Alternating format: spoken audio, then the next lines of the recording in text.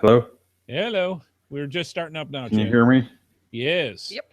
So did you have problems with kids unplugging your router as well? Maybe. Don't know if you can hear us. Sometimes it's a little rough for Chad when he first starts up. Takes the hamster has to get the wheel going just a little bit. All right. Steam boiler has to get up to pressure. That's it. Hey, folks, welcome. Geocaching Podcast. We're going to start up in another minute. We're just getting our last bits of fine-tuning up here. And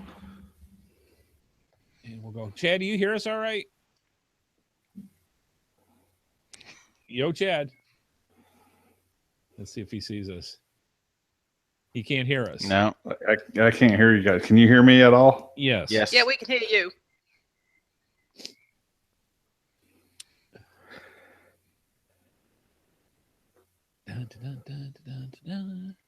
I don't know if I have my yes sign. I have no idea. I've got my what? I've got my geekometer.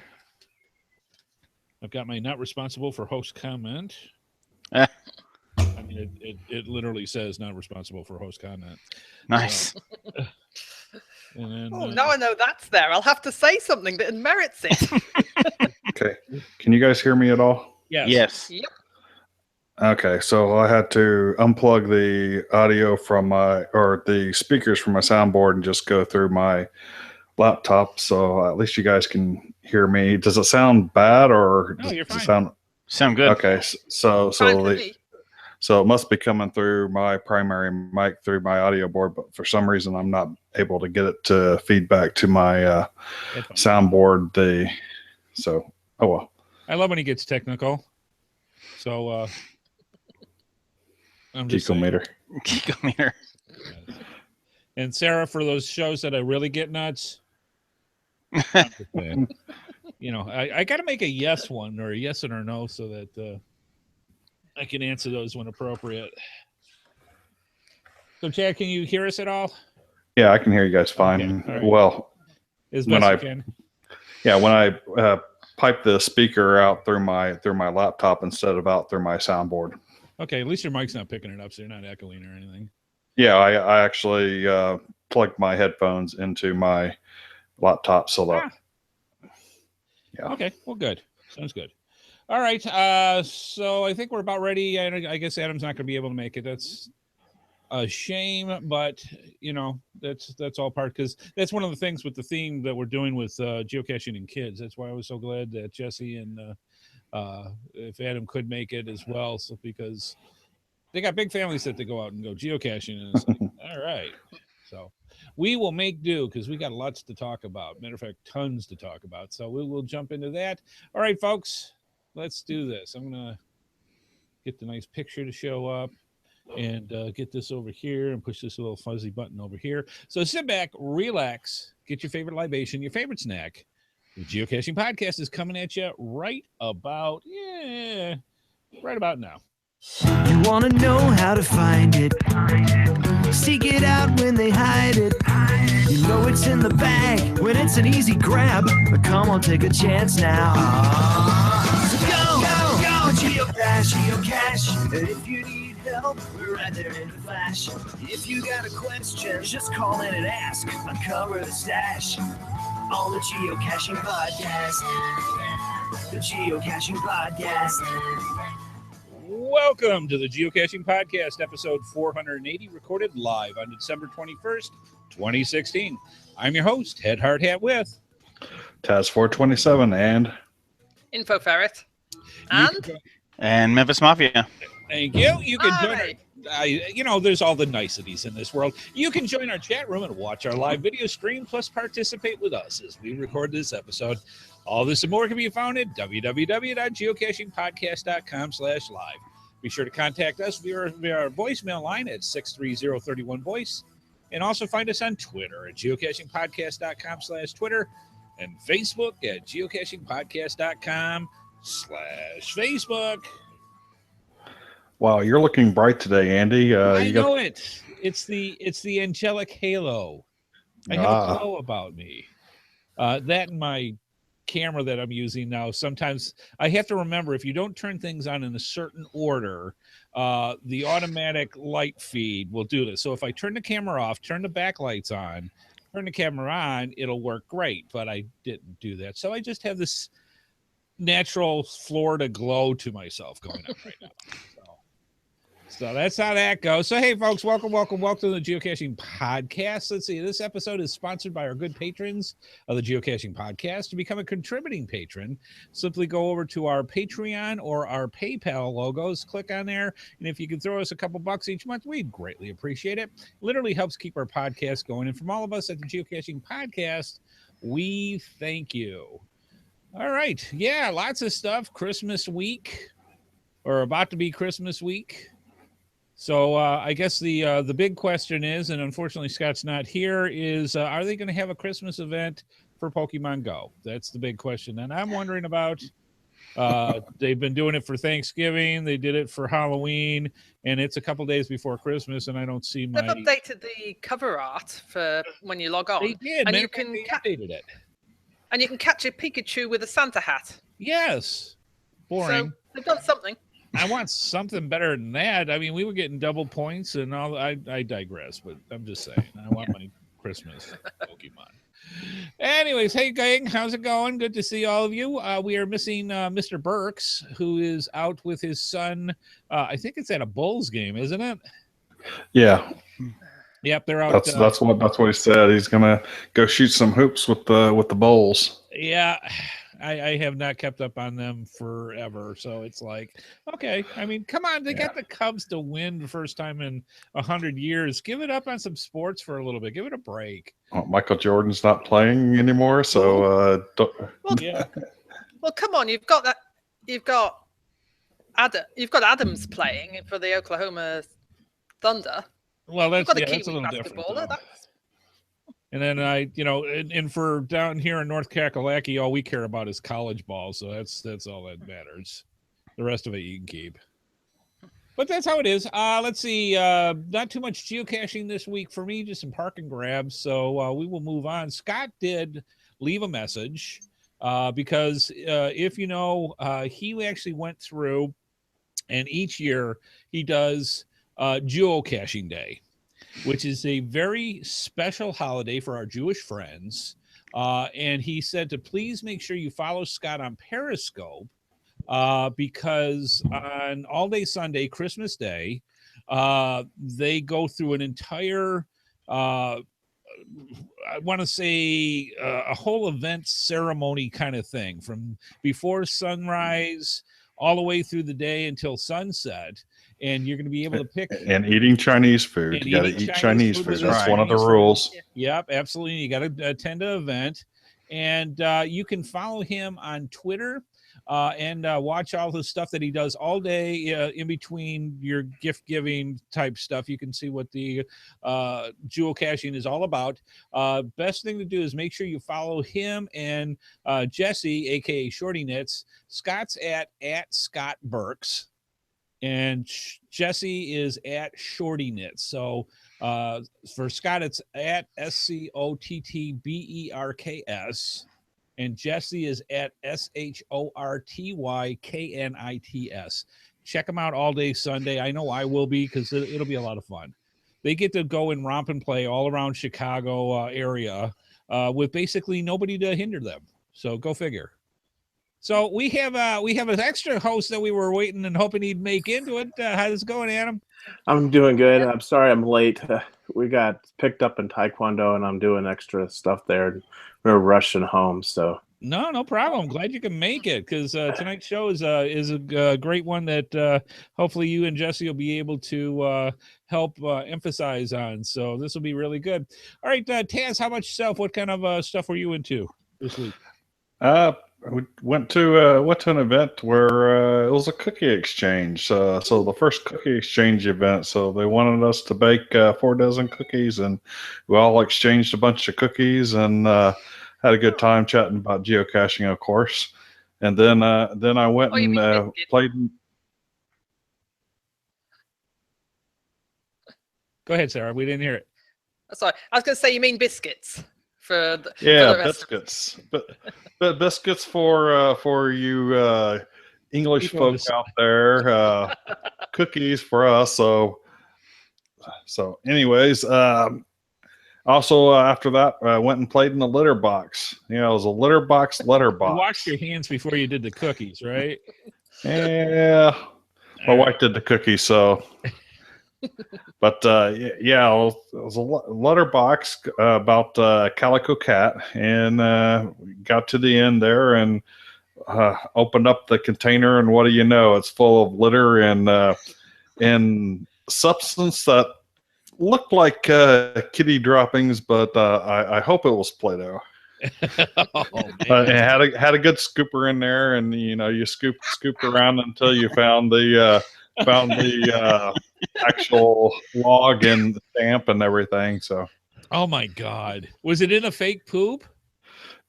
No. Okay, I was going to say the log was not in a fake poo this time. Oh man, because if you had to dig for that really would have been a bummer if that was wrong.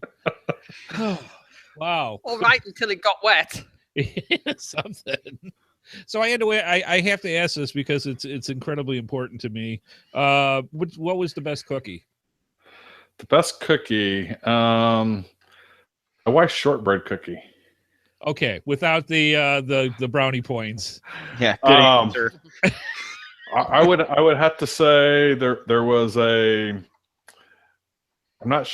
I think it was a ginger cookie that had a chopped up maraschino cherries on top with chocolate over the top of it. Yeah, now you're talking. All right, so you got to dig in for that important stuff, those little nuggets, not the kitty litter, but I'm just saying. And Sarah, how much stuff? What you been up to? Once I've got myself under control for those comments. Did you snort your tea? I'm just saying. I haven't had my tea. I wouldn't.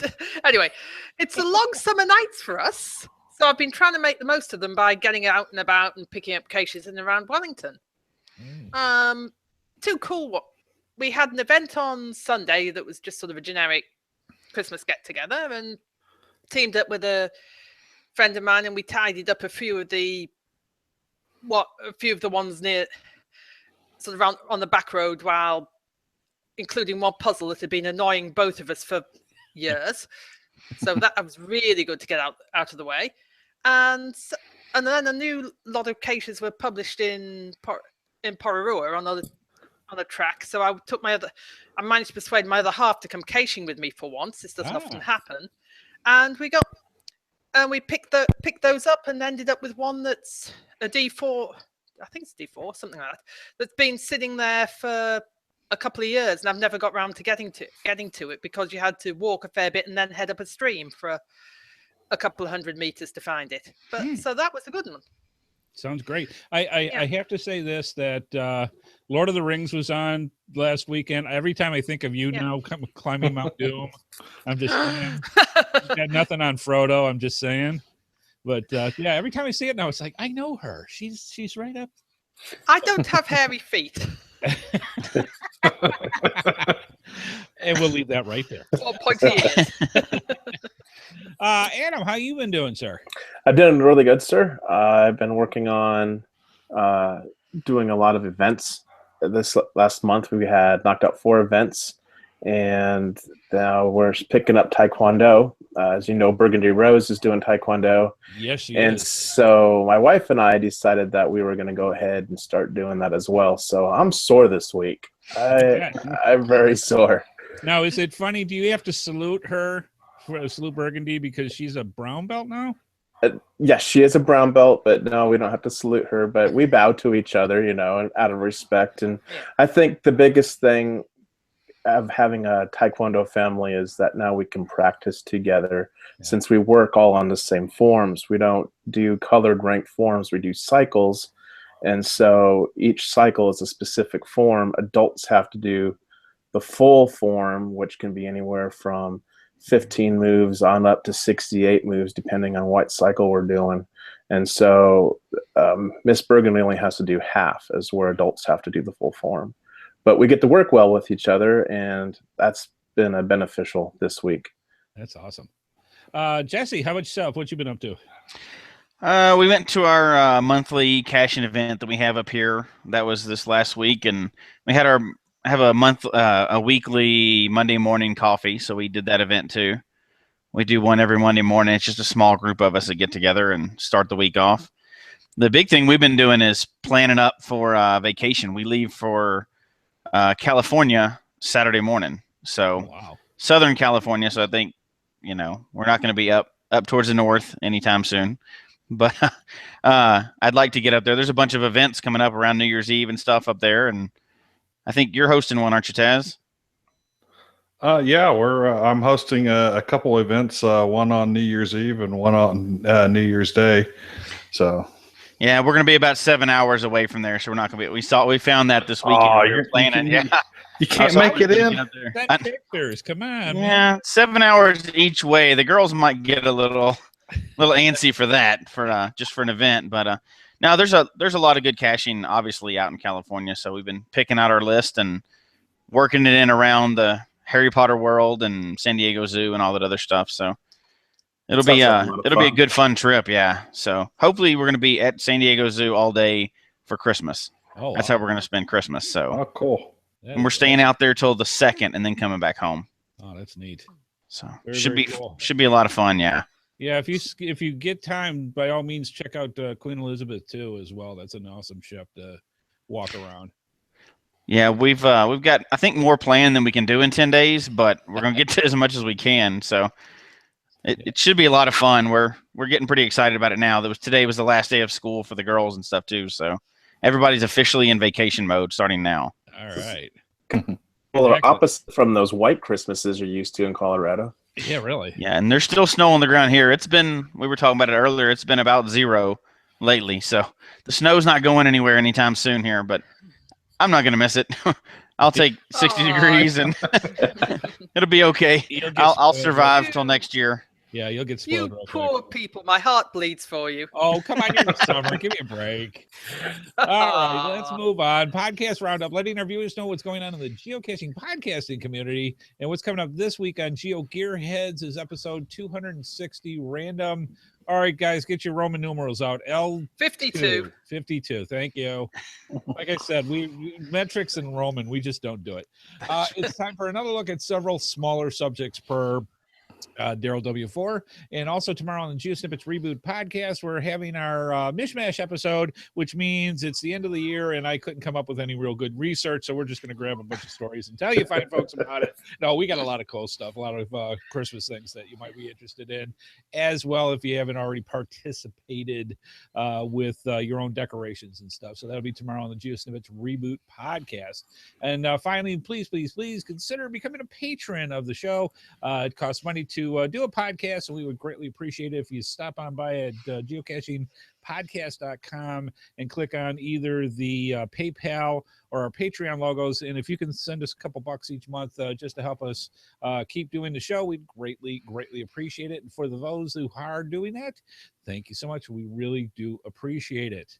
Taz, they have finally done the last one. Oh, yeah. You do the news. You ready? Sure. Let's do this.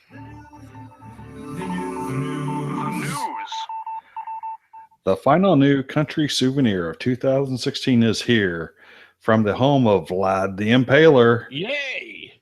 Romania. So Romania is the home of Transylvania, a forested area stretching from the Carpathian Mountains in the east to the Apusini Mountains. I hope that was pronounced correctly in the west.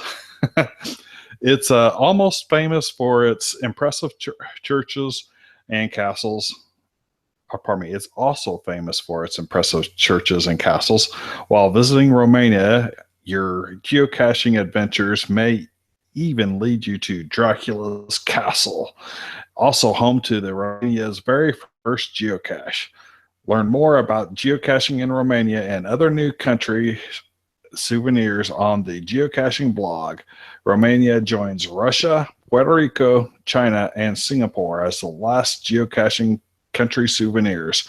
If you found any geocaches in these countries in the past, these souvenirs have been awarded to your profile. Happy holidays and safe travels. I need to check my profile because apparently China should have popped. All right, so that's awesome. And we want to thank everybody over at geocaching.com for sending us the news about all that. The funny part is, really, really quick, the last place that I worked at, one of the developers that sat right across from me was from Romania. She actually went to Transylvania school system. So, and the funny part is, and it's not to downplay Romania in any way, shape, or form, she looked Romanian. I mean, dark black hair, the full language and the accent to it. So yeah, it's fun because I would always bring up Vlad and some of the other ones. She says you should see me around holiday. So for Halloween and stuff, she really goes out. But anyways, interesting stuff, Romania. Very, very pretty country, by the way, if you ever get a chance to see it. All right, let's move on to the GCPC mailbag. We don't have anybody this week, but we did want to tell you fine folks about it.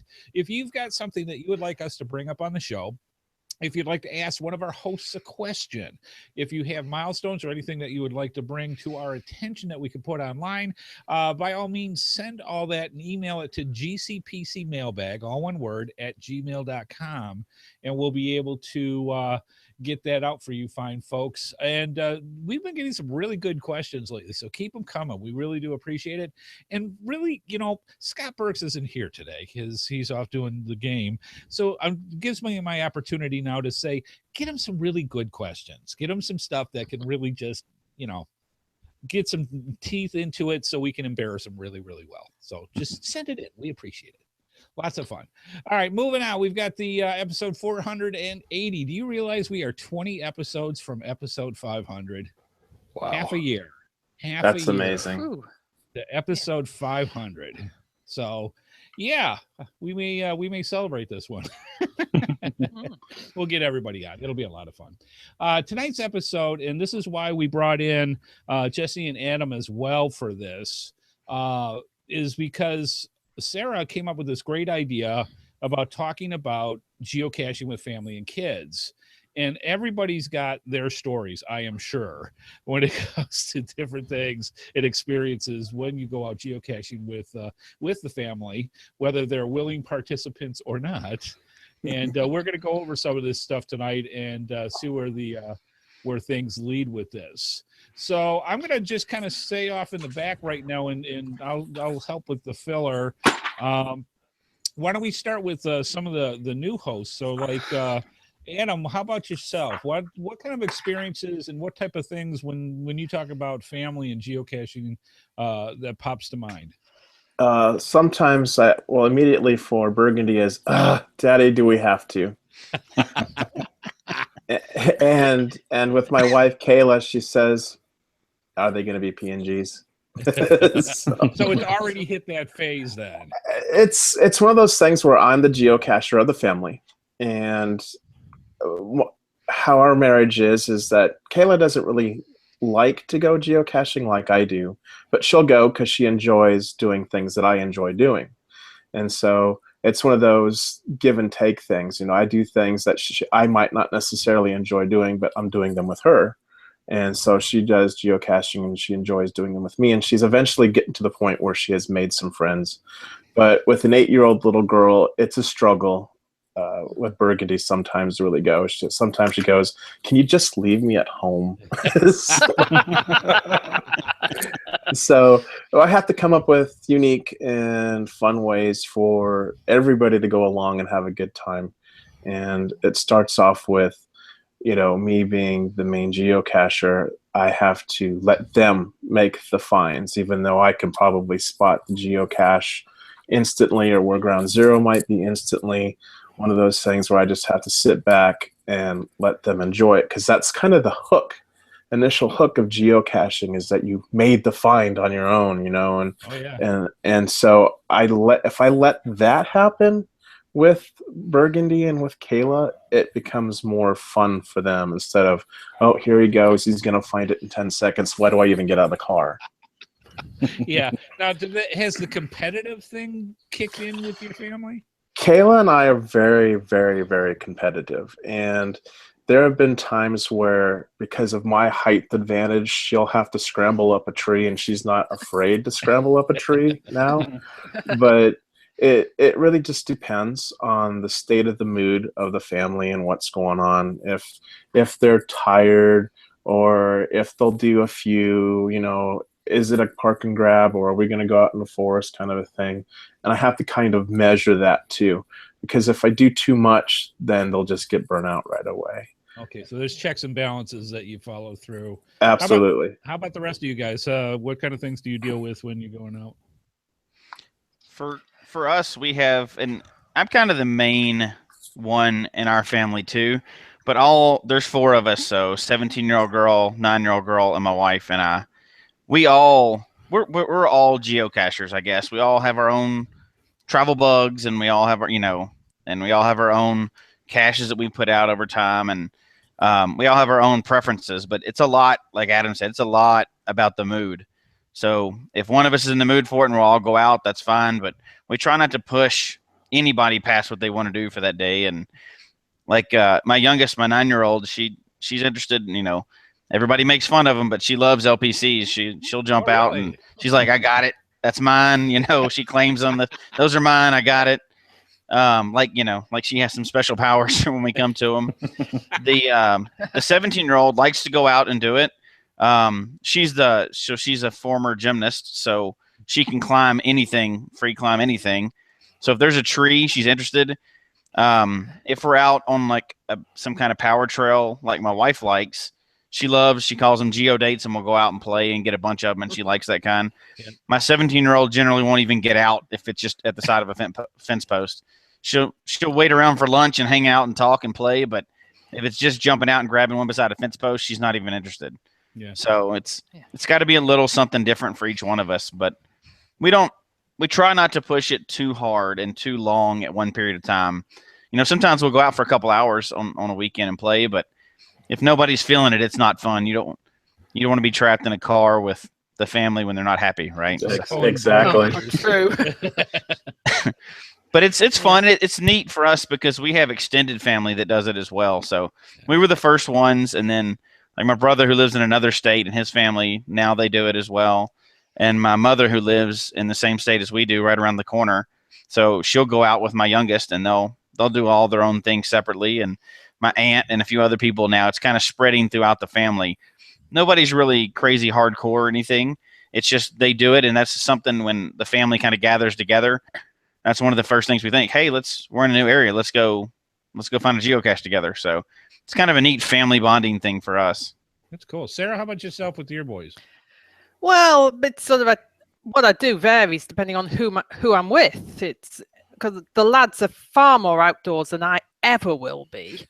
I mean, the older one that caused all the trouble with the tech support earlier, where he just come back from a 2-day trip 3-day trip, 2 nights out into the Tararua Mountains. Wow. Climbing stuff that I don't even want to think about. And so so they're more outdoorsy than I ever will be. So if I'm out with them or with my other half, it's go for the distance and the sort of interesting terrain. Yeah. And I'll say tip for those with younger kids, if you can keep them interested, get them interested in walking, you train them up to act as your Sherpas for longer trips. And yeah, I'll go with you. You carry the gear up there, yes. And then you can also subcontract them to do things like climb trees for you if you bribe them with ice creams afterwards. That works really well. See, that's a plus. Or when they're starting to learn to drive, they need lots and lots of hours of driving practice, don't they? You can take them out to get that park and grab that they wouldn't normally go, just because it means they're in the car for half an hour. Mm-hmm. But if I'm with my parents, it's got to be sort of an interesting location, either in views or something historic, or it's a more long walk's fine as long as it's gentle. Yeah. And for both, it's avoid the numbers runs, avoid the park and grabs. And they like the journeys rather than the prospect of hunting for lots of boxes, which actually puts them off. Really? Okay. Yeah. So you never guess that. Has anybody really with your kids in that? Have any of them gone through the swag phase, having their own swag bags, changing up, going for the bigger cases? Yep. Like that? Yep, my 8-year-old daughter, Burgundy, she definitely has her own backpack, and she goes through her toys that she doesn't want anymore. And she says, okay, we can do this with swag. And that's the things that she likes, is she likes to go find the ammo boxes and things like that. And she likes to find the swag. And so I bought Kayla and Burgundy their own swag bags. Now, Kayla doesn't carry hers at all. She just rather use mine because I have all the tools of the trade and it's already worked out. She likes to steal pens out of it all the time, and I grumble about that. But yeah, I think that it's great that they can have their own bags to carry with them, especially with Burgundy. You know, she gets rid of all of her toys that she doesn't want, and they're in good condition, so it works for her. Yep. Our little one I've got a couple does of some. I'm sorry. Go ahead. No, you go ahead. Talking over each other. Our little one, the 9-year-old, when we started a couple years ago, she liked the toys, but she grew out of it really quickly because a lot of times you couldn't really come to expect the toys to be in there. Mm-hmm. You know, they'd be cleaned out and stuff like that. So she carried a bag around for a little while, and every once in a while she'll look through it, and she has her little bag of stuff that we'll keep in a couple of the cars. But quite often, unfortunately, it's nothing good enough for her to trade. It'll be like broken things and, you know, stuff like that. And sometimes she'll just put some toys in there anyway, just to have some in there for when the next kids show up. Yeah. But she's kind of grown out of that getting toys out of there. So it's not very often when there's something really unique, like you've seen those magnets that people hand make that have like the icons and stuff on them. Those are neat. So she'll pick something like that up, but McDonald's toy, she'll just kind of just leave it there. So yeah, I guess I've got a couple of friends I go caching with every so often, and one of them, the lad, is really very vehement about having toys left for other kids to find, to the extent of he'll only go and look for regulars and above that might actually have some swag in them, right? And they usually carry a bag and top it up if it needs it, but my lads say probably because they're only in caches on sufferance rather than enjoyment. It doesn't particularly bother them. Oh, that's something. Now, one of the things that my dad did, I remember this is way before geocaching, when my family was very big into camping. So one of the things that I remember distinctly with my dad is when we went out into the woods, he would kind of explain to me, this is what happens when you're out in the woods. Here's the things that you look for. If you see tracks, you identify the different type of animals that the tracks are. If you're going to cross a log, you make sure you look on the other side before you go. You know, all the different tips and tricks when it comes to walking into a forest or a woods or a field or whatever. Do you find doing that with your families when you go out? I do personally. So, and yeah, that's one of the things that I've tried to instill in my son is a little bit of outdoors experience beyond the Cub Scouts and a little bit of Boy Scouts that he had done and stuff. Oh yeah. Mine aren't that interested in getting out in the woods, so they like the urban stuff a lot better. Tree climbs are fine, but they're not going 6 miles in the woods that's just not their cup of tea at this point. So we don't have that much opportunity to go over that. Yeah, usually I family vacations, we go to places like Yosemite and Yellowstone and other places, and that's where I've had the opportunities because we are going down long trails and stuff, and I like to hit virtuals and earth caches in those places as well because they're usually taking you to some place that's pretty interesting and stuff because you don't necessarily know in some of these parks and stuff what are the best places to go, and these are things that actually have, you know, it's taken me off the beaten path of the more touristy items and into some of the other areas and within the parks and places, and my family's really enjoyed that. But you know, if it's going looking for a container, it's like It's been 30 seconds. You haven't found it yet. Let's go.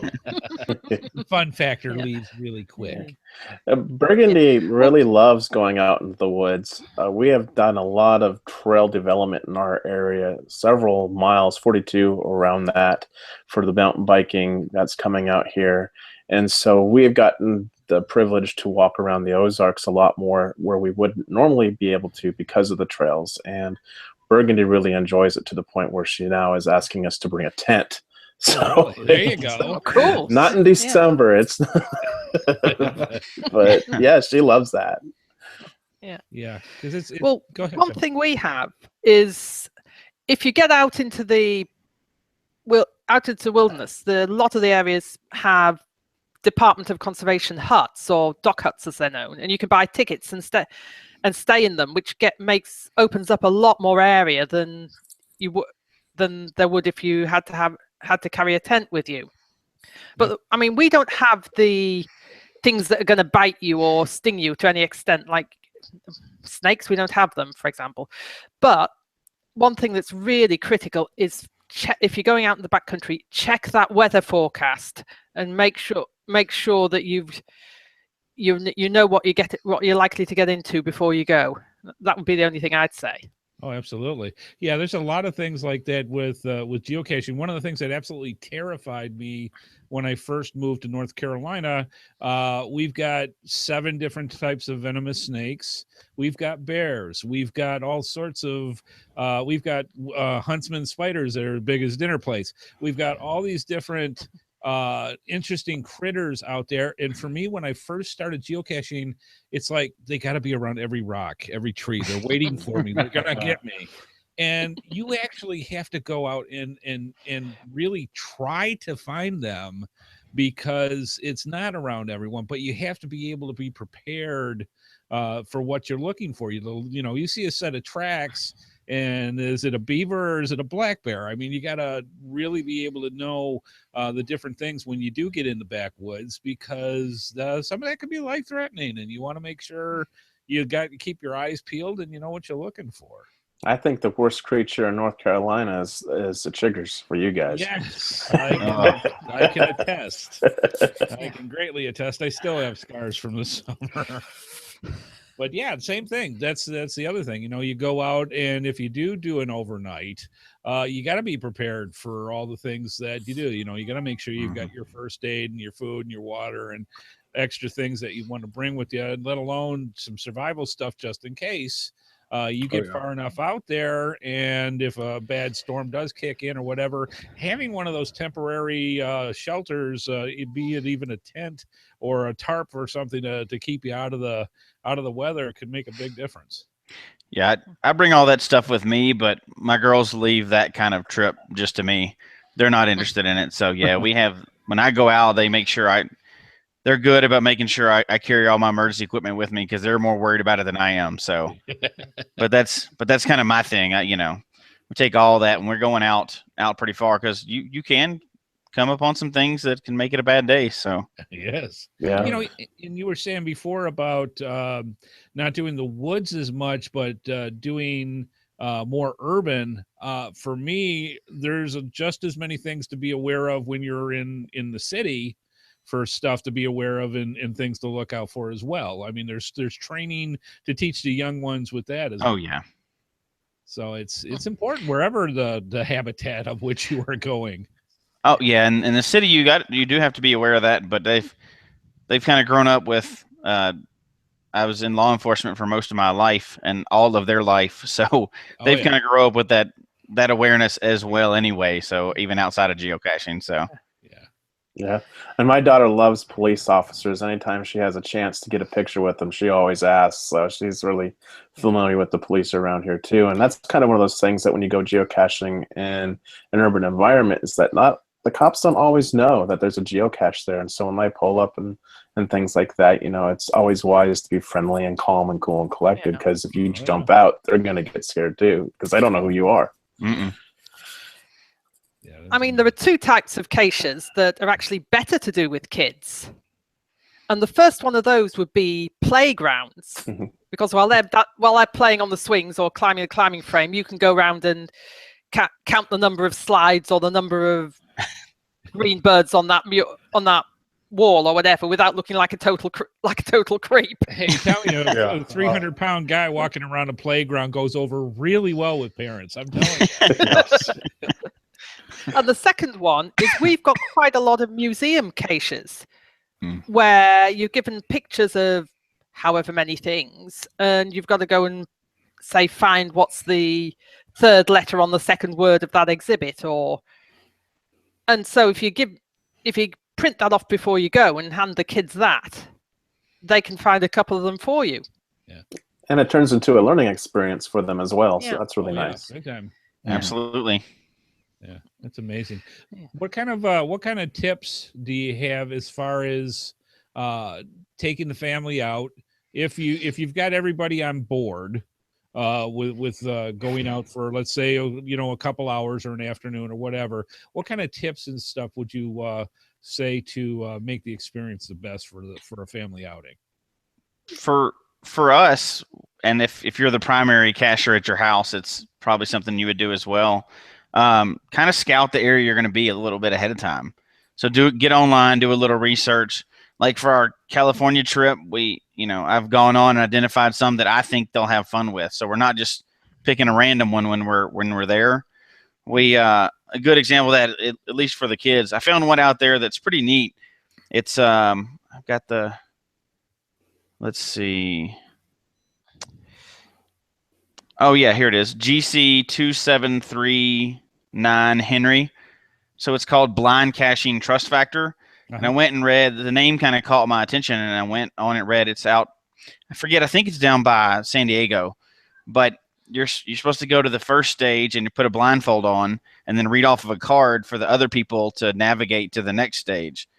So it probably won't be that difficult or whatever, but it'll be fun. And you're supposed to post pictures and stuff like that. So them kind of knowing that there's going to be something fun like that and not just having to find one spur of the moment, I've seen that kind of helps, because then they're in the mood. They get in the mood for it. It's not just let's find one in the parking lot. It's something fun, kid friendly for them to look. And if you kind of research that a little bit ahead of time, just have one or two in your pocket that that are going to be good, kind of to control the mood throughout the time. That tends to help us out a little bit. That's awesome.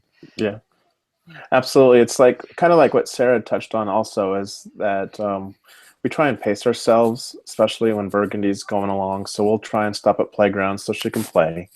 And we like to pack picnic lunches and kind of make it an adventure. And how Memfis was saying, he wants to plan things. I always try and find some of the most favorited geocaches. That way we know that they're higher quality and they're going to be a little bit more fun, and it'll provide a better adventure than, say, a park and grab or something just behind a tree. Yeah. So those are the things that I try and tell other people. But the biggest thing that I try and do, if we can, is to get other geocachers to come along with us. And especially if they have kids, because then they become play dates, and then we can have conversations, adult conversations, while the kids can have child conversations. And it just makes the day a lot more fun and more of just hanging out with your friends and actually just doing a grind of geocaching. Yeah. Yeah, it's one of the things that as well, I remember when I was taking my daughter geocaching before boys got involved, was she would make it special where she would just make a picnic lunch for us. Nothing fancy, sandwiches, chips, a drink, she cut up some fruit or whatever that went with it. But she would make it, and that was her way. And we would just find a spot. We would just pick a spot and say, okay, let's go do lunch. And some of my best memories with that is just sitting there and enjoying each other's company while we're just talking and eating and going with that creating the special moments, I think, is key. Whatever they are, it could be anything, is absolutely what makes them want to come back. You bet. It's like nowadays it seems like a lot of people don't sit down to dinner with each other anymore. We have devices in our hands and we're distracted by TV or video games or whatever it happens to be. When you're sitting in the car and you're just, or at a picnic table and you're out, you lose a lot of that distraction, and you actually get to be a family for however long it is. And when you're in a car, you're in a car. You got conservation there. You got a captive audience, So it's one of those things where you try and use that, and that's very important. Like you had said, is taking those moments and trying to expound on them more and more, because like as she gets older, I hope that when she looks back on things, she's like, I had fun geocaching with my dad, or with my family. And I want to create that with my children, that kind of experience. And that's, I think, as parents, that's what we try to do, is just create those memories so that when we're gone, they still have that. That's why I have 10,376 pictures of me with my daughter as we're out geocaching. Absolutely. Go back and say, hey, I remember this. So. Have you ever looked back through there and just been so surprised at how they've grown up through the time? Yeah. It's fast. I can't believe it. You look at it and you go, this was just 2 years ago. You look so tiny. Yes. Yeah. And we've... Go ahead. The youngest one's in danger of getting taller than me. It's not fair. We've only been caching for like 5 years, but in child years, that's huge, because my youngest is 9, so she was like 4, and it's been a little bit over 5 years, so she was 4.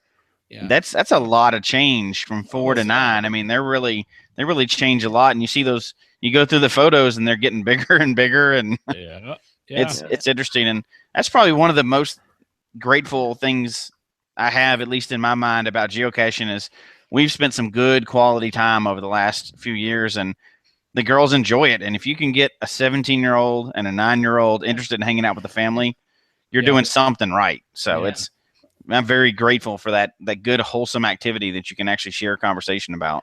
Yeah, my nephew just visited us. He's now stationed. He's in the Navy, and he's in South Carolina. He's going to be a lead electrician for a nuclear sub. He's a little smart. But I remember when I started doing geosnippets, he was probably, 9 years old, give or take, for that. He was just this little kid that I went with. He went with his uncles and his other brothers and that, and we went out geocaching for the afternoon. First words out of his mouth when he came to visit with me here is one, gee, Uncle Andy, you look old. But the other part was he's freaking 6'4". And, wow. And it's like, I remember you being taller, Uncle Andy. It's like, shut up. I don't know. But he remembers the geocaching vividly of stuff like that. So it does make the memories. Yeah, I'd say if you're making good memories, the one thing I do, as well as sort of looking for ones with loads of favorite points, is I just sort of check how recently it had been found and whether anybody had left any comments. Yeah. Because the last thing you want to do if you're trying to get somebody interested is go to an area that's suddenly a mud bath or have 4 DNFs in a row, because that's not going to be fun for anybody. Yeah. Just go for the easy finds. Well, that, and also keeping people interested, is when we went down to Florida for a family vacation this summer, we made a Florida trackable and left it at Florida so that Burgundy can watch the trackable come back to us.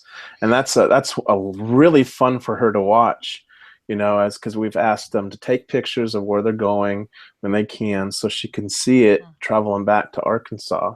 Oh, wow. And like the duck race, for example, Kayla and I, we did our duck race, but we tied our trackables together, so those ducks are chained together, even though they're 2 different trackable pages.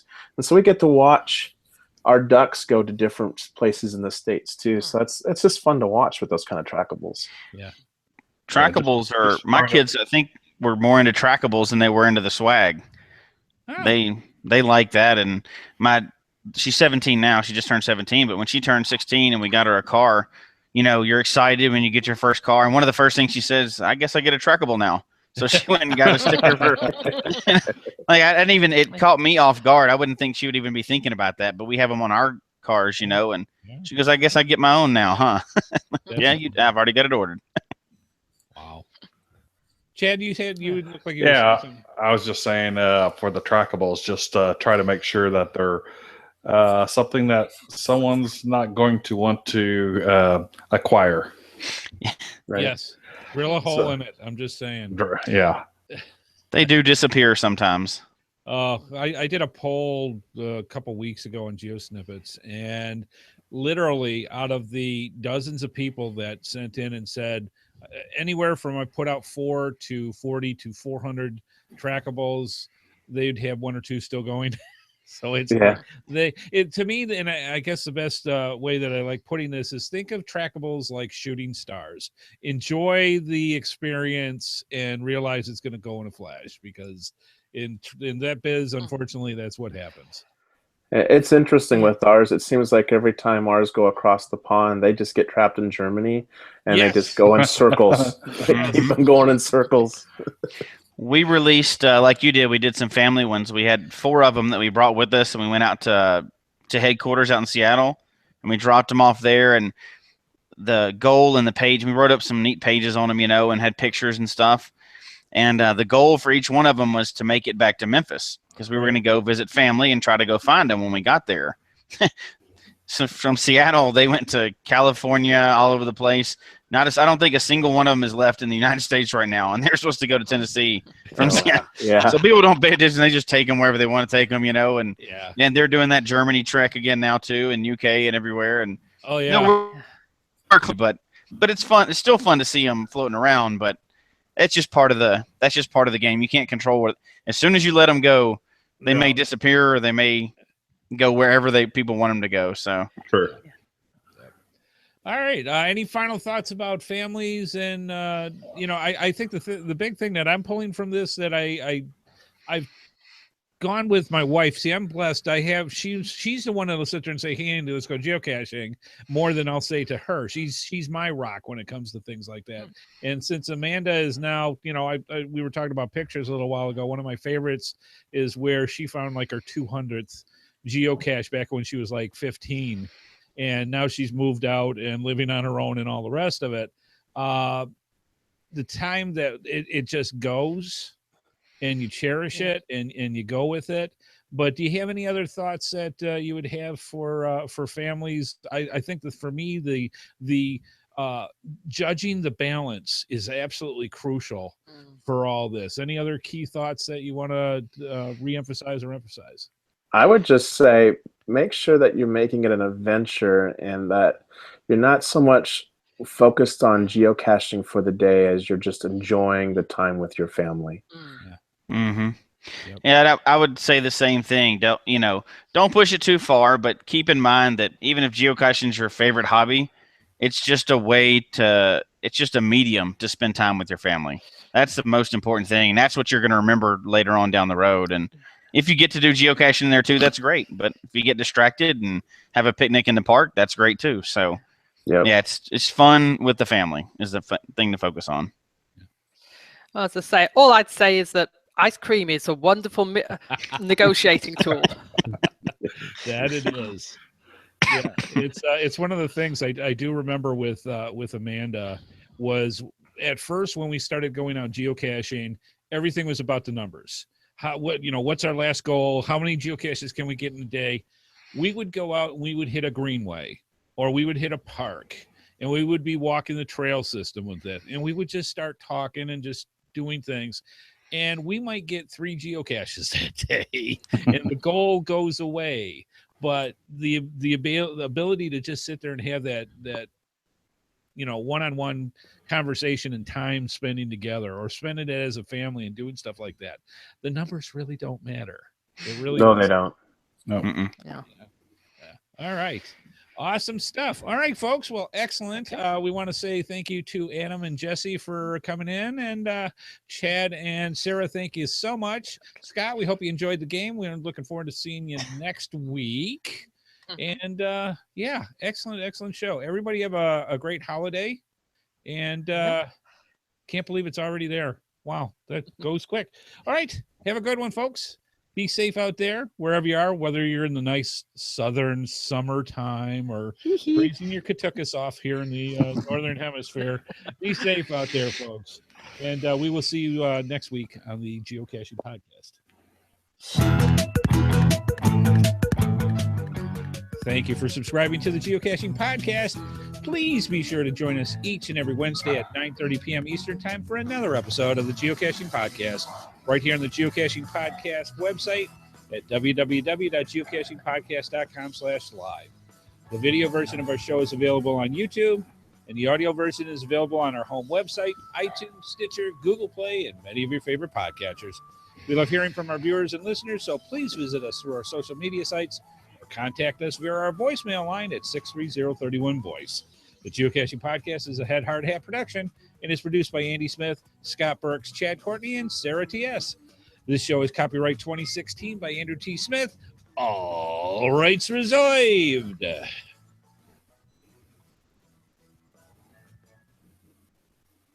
And clear.